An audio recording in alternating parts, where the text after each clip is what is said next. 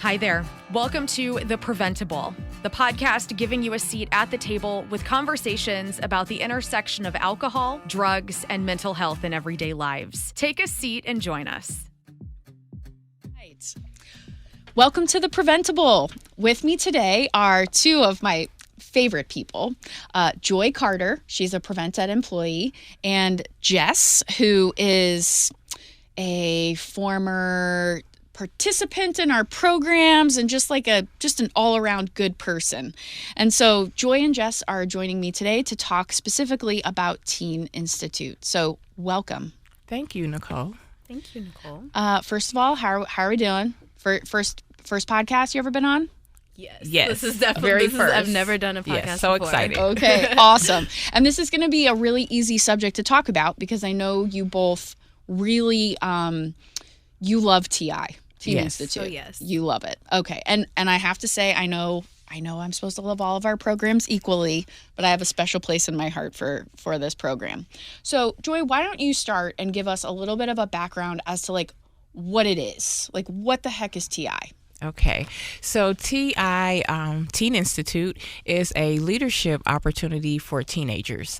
So we would like for young people to at least be in high school and come and hang out with Prevent+Ed staff for 4 days and 3 nights and have a ball.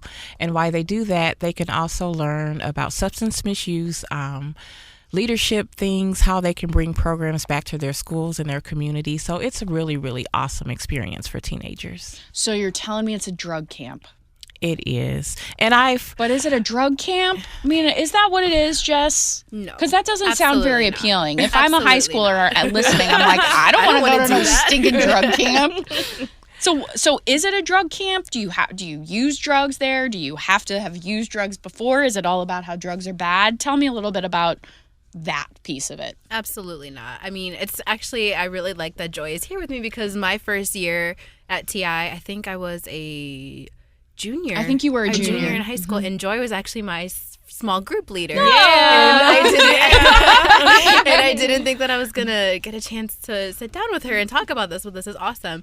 So when I first signed up for TI, I thought it was going to be just, you come in and people are going to lecture you about drugs and how drugs are bad and how you don't never use drugs, but that's not what it is at all. It's just to explain it, it's just there's so much that goes into it. I have made some of my lifelong friends through TI. I have been involved with TI. I just moved back to St. Louis and I reached out to Nichole right away. I was like, this is what I want to do. Because you came the first year and then you actually came back as an intern, and now you just can't quit us and you're continuing to study the field, right? You're getting your degree in psychology, and you're trying to you want to help people not use drugs as a counselor, right? Mm-hmm. So you came. How did you come? Were you? How did you find out about it? Did a counselor at school suggest it? Did your parents suggest it? Did you have a sibling that went through it? Well, the former, is he the president? Howard? Howard. Yes, Howard Weissman. Weissman. Our former executive director. Shout out to Howard. Shout out Howard. He told my mom about it, and my mom was like, hey, this sounds really cool. And I was like, all right. I mean, I'll give it a shot. Sure. Great. Love it. And it's 4 days of just hanging out with your friends. And there's obviously, some seriousness that goes into it, and there's some conversation that needs to be had, but it's not lecturing at all. They make it in a way where it's productive, where it's interactive, and I think that's very important between kids, especially teenagers, and to be with people that they trust and to have a conversation, because no one wants somebody just lecturing at you. That's not effective at all, and I think we all here at Prevent+Ed, we know that. Yes. And we want to spread that to other people to talk about it instead of just being afraid of what it can do. Absolutely. Joy, we have been doing NCADA, now Prevent+Ed. We have been doing TI for over 40 years. Correct. How long have you been involved in TI, and what did you think the first year right, exactly. I know what I thought, okay? Where, it's oh, hey, you're hired for this job, and oh, by the way, you get to spend 3 nights and 4 days with 90 teenagers, and it's part of your job. I mean, I had no idea what to expect. What was your first feeling as a staff person? It was a little overwhelming at first, I must say. it was like really cool that it was like 90 plus participants that we had. And what I really enjoyed is that it's a very well oiled machine, that the agenda is laid out. Everything is just laid out exactly. So it just runs so smoothly, although there's like 90 plus teenagers. So staff just jumps in, and literally we're up from maybe 6 a.m. to past midnight. And And those we're bed checks are brutal. exhausted, but it's so much fun. Just developing those relationships with the participants, and just seeing them grow and the knowledge base that they gain. And the best part is the very end when they have to leave and they're like crying and not wanting to leave, and then those relationships just continue. So and then they come back as interns. Yes. And keep friends. And you know, I Clay Butler was on the podcast. I think in season 1, and he was talking about the fact that like he just couldn't quit us, and he now works for Prevent+Ed, and just, you know, we have lots of those sort of success stories. I mean, I know that I'll be honest, I was a nerd in high school, but I didn't even know of this camp, and I think that even if I had heard about the camp, I wouldn't have gone, because it's a lot of people you don't know. Seemingly talking about drugs for 3 days. Ooh, fun, you know. And yes, it looks good on a resume, but I don't think at that point in time I would have been thinking about it like that. So when I, as a staff person, showed up, I knew I was going to be tired, but I didn't know what it was going to be. And honestly, you're dead tired, but it's like the best kind of tired after. Yeah. It's the best kind of tired. Absolutely. Yeah. And I think that this is something that, you know, this is sort of like how the sausage gets made, I'll say. But, you know, you've been talking, Joy, about how it goes pretty seamless, right? There's an agenda. And by the way, the agenda has changed somewhat over the past couple of years, 40 years. But there's also pieces of it that are tried and true. Small groups being one, the panel discussion being another, some team building things being another. And you're actually one of the individuals responsible for keeping it running, correct? How many years have you been co-director? Oh gosh. Or director? Do you know? I was trying to think. I know, I was too. It's all a whirlwind, you know. It just goes by so fast, and you look around, you're like, oh my gosh, it's been this much time, and you're like having fun. Oh my gosh, I would probably say at least 12 years. Yeah, 11, 12. Yeah. And you've been doing this work and staffing it, and then helping, you know, really lead it for a while. Yeah. I mentioned the small groups. We've talked about that a couple of times. Joy was your small group leader. What does that mean? Is this like a big therapy session? Like what is a small group? Can you give us like a little inside baseball peek into it? It's like a tiny little it's like a little circle. It's like an inner circle with some of your fellow participants, and it's led by 1 or 2 staff members and usually a intern. And it's basically you just team build. Basically, you talk, you have fun. There's, like I said, there's time for seriousness and there's time to have fun, but there's also just some connection there. Like, I remember when I was an intern, I think for one of our activities, I think one of the last days, we each had a heart, and like we put it up on the wall, and we each went around and wrote something nice about the other person. Even if you hadn't really made a connection to that person or you hadn't spoken to them much, you were able to come up with something. And I still have it. And sometimes when I need some encouragement, or I just need to know that everything's okay, I will look at it. I have it in my little desk. And you just build connections with people. And I mean, like, was 90 plus people, so it's hard to get to know everybody. Right. But this group makes sure that you at least know and have some connections to people. And I think, was it both times that we did the small item? Yes, the significant item. And you just get to know people in such on more of a deeper level than you would just by talking to someone, and each person is different. And you're not having to like bare skeletons. Like, we're not like trying to make people vulnerable for the sake of being vulnerable. But like you said, you know, it's a time where you can sort of decompress. It's a time, it's almost like your home base, right? Exactly. And so like you pointed out, you're not going to know 90 people in a very short time frame, but you're going to have like a grounding group of people who, if you're having a rough day, if you're feeling a little homesick, if you're hangry, like whatever it is, like that you can sort of seek out. And there's actually a plan there's a reason behind all of the activities, right? And so the heart that you mentioned, part of why we do that is because we know that it's a huge life skill to be able to give a compliment, but also to be able to receive a compliment. Exactly. And we teach that actually in first grade. We teach about how to give compliments.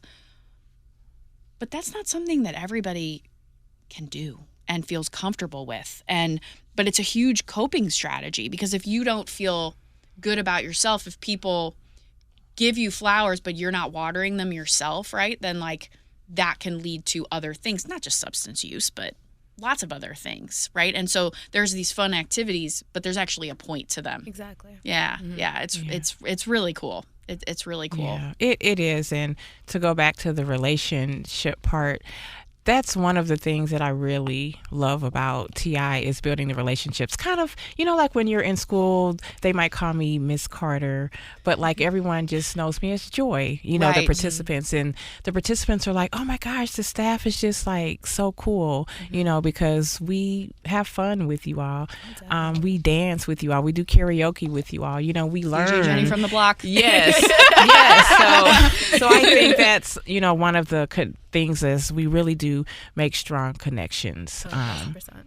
As a prevention educator, that's how I got my start. Like, I didn't recognize, but also as somebody who had classroom teaching experience, I didn't realize how much I missed a deeper connection with students. Like, because when you're teaching in the classroom, you're planting a bunch of seeds, but you don't always get to see those seeds come to fruition. Right.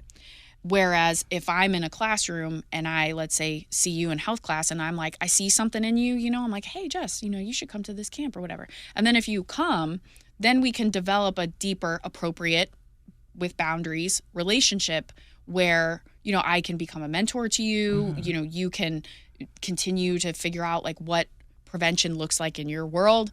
And it's a little bit deeper than, all right, I saw you 4 times for a classroom presentation, I'll see you again next year. Yeah, I think it's just a really nice opportunity for us as staff to build those relationships. It is. And then they also call us, email us, come to the office, you know, to help them start specific programs at their schools. Absolutely. And so that's really, really great too. Yeah, because that's one of the goals, right? Is that, you know, you would leave TI motivated to bring some prevention programming around cannabis or vaping or alcohol or whatever it is into your school. And that, you know, that's how the cycle continues, right? Yes. One thing that I love, and it might be the thing I love most about TI, is like it's a chance for like us as staff to connect and bond and get to know each other. You know, I've seen a lot of our staff without makeup on. They've seen me without makeup on. Yeah. We're up late, which means we're a little slap happy. Yes. And we're up early, which means we're a little cranky and quiet. Yes. Those are some of, I mean, we know who snores and who needs to be like situated away from other people because they snore. Yes. We know who are the night owls. Joy. Right. I'll do bed checks, but you take the early shift. Exactly. Joy's always like, I can do bed checks. It's not a problem. You know, people have seen me with my mouth guard in and like, I'm like, whatever, you know, and I think that is something that a lot of other places of like other employers, other jobs, like don't have. Exactly. You know, because I've seen you at your worst. You've seen me at my worst. And then we've also had a really good time together, which is awesome. Yeah, it's a pretty cool experience all around. So let's talk, before we get too far here, let's talk some basics. So we said high school. How old do you have to be to go to TI? So we would like for you to at least be entering your sophomore year. Okay. So sophomore, junior, senior. So current sophomores, juniors, current freshmen, sophomores, juniors. Okay. Yeah. If somebody's a senior, will we say no? No, we will not. Right. We will not say no. Okay. Yeah. How about like an 8th grader? No. Yeah, right. Exactly. No. Well, why? Why is that, Joy? Or Jess, either one.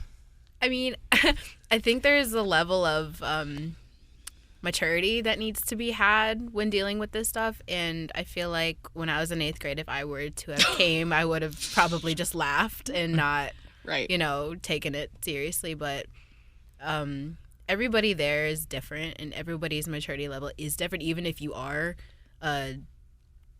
current freshman, sophomore, junior. But like for me, this opened so many doors and so many things that I had zero idea existed, and why it inspired me to do what I'm doing today, and why I'm sitting here, and why I still want to be involved.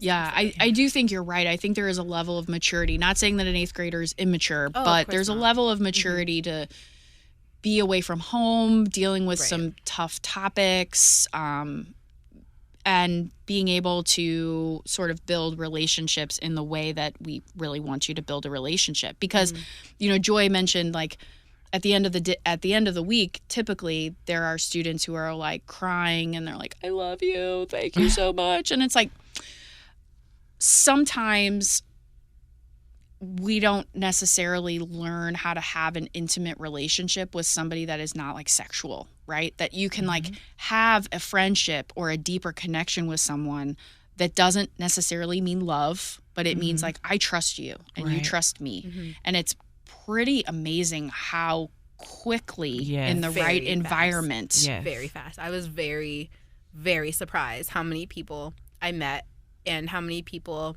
I mean, even as just a participant and an intern, how many people I've met that were just like, thank you for allowing me to open up to you. Totally. Because sometimes, like I said, everybody's different. Some people have it hard at home. And to come to a place where they can actually open up and be themselves without judgment, without telling them that they can't feel, is really important. Like, it gives them a sense of security. And that's, I mean, we go through it all, and, we talk about hard topics, but we all do it together. Yeah. And we're all able to decompress and talk about it and actually, have a conversation instead of just holding it in. Totally. Yeah, that's a very good way of putting it. And I'm pleased to report that you're coming back as we're calling you an actual staff member this year. I'm so excited. Yes, Yay. So you and two of your peers who have been as participants and interns, and now, like, this is what y'all are doing, and you are just as good of messengers as we are, and you have a way of conveying the message in a way that really can resonate with people that are a little bit closer to your age. They're not your peers, but they're a little bit closer. Right. So do you have to live in St. Louis to go to TI, Joy? You do not. We are excited. We have a participant that is coming from Louisiana. Woo! Yes, like Louisiana, Missouri, or Louisiana, Louisiana? No, Louisiana.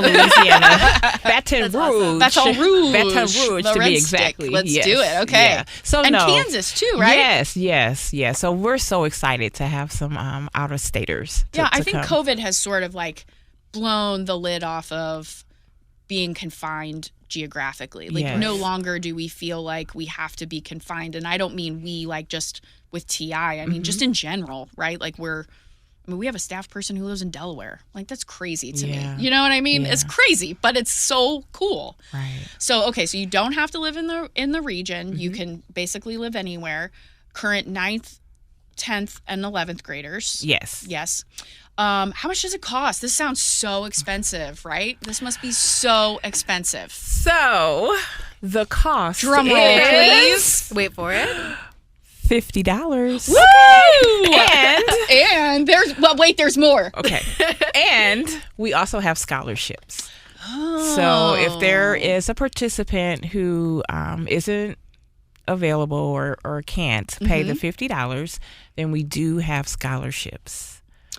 And so they must have to like bring their own food, and there must be like sleeping outside, and right, for $50, right? I mean, you get those beds are so comfortable.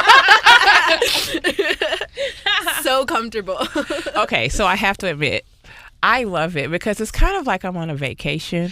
I don't have to cook. The food is good. We get 3 meals plus 3 snacks. square meals. I gained my first year. Okay, real talk. My first year at TI, I gained 7 pounds. I am not kidding. Breakfast, lunch, dinner, and snacks. I know. Yeah. Yes. That's it. I yes. ate so much. Yeah. So both times I was eating it all up. Yeah, you get like yoga classes. Oh yeah, and, right.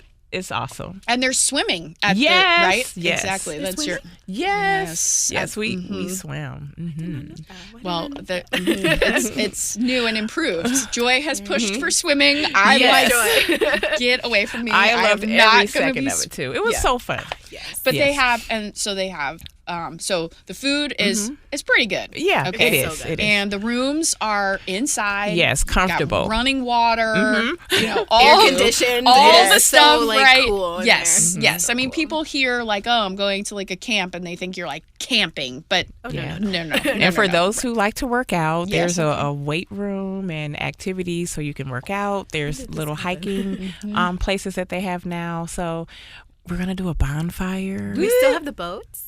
So no. So we have switched locations, but don't worry, the beds are equally as comfortable. Okay. Yeah. And so they have an actual swimming pool. They have a ropes course. Yes. Right. They have a bonfire area. It's real nice. It is. It really is. Yeah. And like, how many people are rooming together? Like, are people sleeping on the floor? Like, what's happening? Usually, it might be 2 to a room, 3 at the most. But yeah, you will have at least 1 roommate. And are you going to drop the bomb that they don't always? Well, yeah, I know. I feel like you gotta lay it on the line. So, and sometimes we do have like friends that come together, or participants from the same school. Oh, can I room together? Or their bestie comes with them, right? Exactly. My and best then friend. they get there and they're like, "Oh, we're not rooming together." And then they're like, "I don't know any of these people." And then they're like besties, right. For the most part, they get along and they love their roommates. And it's like, go to sleep. Exactly. Exactly. Go to sleep. Yeah, by that last night, we're like, please go to bed. But like, stop talking. But legitimately, the first couple of hours, there's usually like some people who look like deer in headlights. Yeah. And they're like, I want to leave. I want to leave. That was me. Oh, I was sick. Do you remember the first time I came? I had strep throat. I do remember that. Oh my gosh, remember that. It was terrible, but I pulled through and I so remember. But yeah, people are like, they're fish out of water. They're real nervous. They're like, I don't know anybody here. Like, they're not putting me with my best friend. Like, we're 3 rooms away. What's gonna happen? But it all ends up working itself out. It does. It does. You mentioned strep throat. Is there a nurse on site? Yes, we do. Nurse? She was great. Yes. Yeah. So we have a nurse that is with us for the entire time. And so if there's any issues or anything, she is right there. Yep. So that's And we have good. So if the participants have any sort of dietary needs or any sort of medical needs, we have had people before who haven't been able to do certain activities because of mobility issues. They'll just let us know. Yeah. And confidentially, we will make the adaptations and modifications on the back end. Correct? Correct. Yes. So we're very accommodating. Very accommodating. So this sounds so cool. So how do I, if I'm listening at home, what is my next step? So your next step is clear your calendars. So I know that young people have so much going on with school and summer school and sports and jobs activities and jobs. But this is so worth sacrifice and vacations. Yes. But clearing your calendars for June 12th through June 15th. Okay, so June 12th through the 15th, and they stay the whole time? The entire time, okay. Yes. And we'll have, we have locations for buses, or your whoever, you can drive yourself or you can be dropped off. And so all you would need to do is just reach out to me, Joy, or Kristen. Shout out to Kristen. Woo-hoo! Hey, Kristen. Hey, Kristen. She's my co-director. And so you can reach either of us at the office, or you could just go on our website. We have a Teen Institute, what do you call it? Like a link or an application. Yes. Yeah. Mm-hmm. So if you go on our website, it's there, and just fill out the application. It's that easy. Yes. And they would denote on there if they need a scholarship. If they needed scholarships. And there is a part on there that asks for like a faculty sponsor. Yes. What's that all about? Can you clear up that? Because sometimes that freaks people out a little bit. Yeah, sure. So in years past, as prevention educators, we go into classrooms and do presentations, and a lot of times we connect with either the social worker of the school or the counselor, and they do the scheduling and things like that. So if we're within a classroom and we see someone that we think would be great or invite them to come, they come, and we just like for them to list a school contact person, or it could be their pastor if it's no one at school, right? Exactly. Or it could be like a coach or something like that. Yes, just to have that person outside of their parents, that we could have a connection with. So there's a section on the application for like your school counselor, social worker, coach, and then that person also could be like a contact person to help generate the programming. Once the participants take the programming back to their schools or their communities, they could kind of help with that. So what are you most looking forward to this year? Making connections. Okay. I'm a total people person, as you know. You are a people person. I'm a definite people person, but just to get the experience again, I guess, because I'm just looking at this flyer right now, and I know these people, and I'm gonna text them after this and be like, "Hey, guess what I just did?" Make them all listen. Listen to this.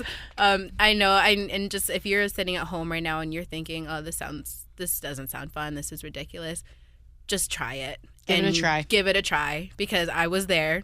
I was that person, and I wouldn't be where I am today in my school and my career and my mindset without TI. So.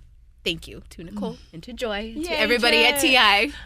Well, I'm just going to leave it there because I can't think of a better way to wrap up. And, Jess is one participant from TI. I mean, we have so many people who have gone on to work at Prevent+Ed, who've run for office, who are sending their children to TI, who are making change in their community and their household, just one person at a time. And I'm so grateful for you for staying connected with us, for coming back.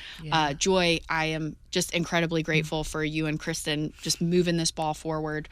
Mark your calendars for June 12th through the 15th. Yes. If you have any questions, we'll put the link in the description for the podcast. Thank you both so much for being here. Of course. If you liked what you heard, please consider rating, reviewing, and subscribing to The Preventable. Thank you. Thanks for joining us at The Preventable, brought to you ad-free by Prevent+Ed. Prevent+Ed works to reduce or prevent the harms of alcohol and other drug use through education, intervention, and advocacy. Please visit their website at prevented.org. Like what you heard? Rate, review, and subscribe to stay up to date with what we are serving on The Preventable.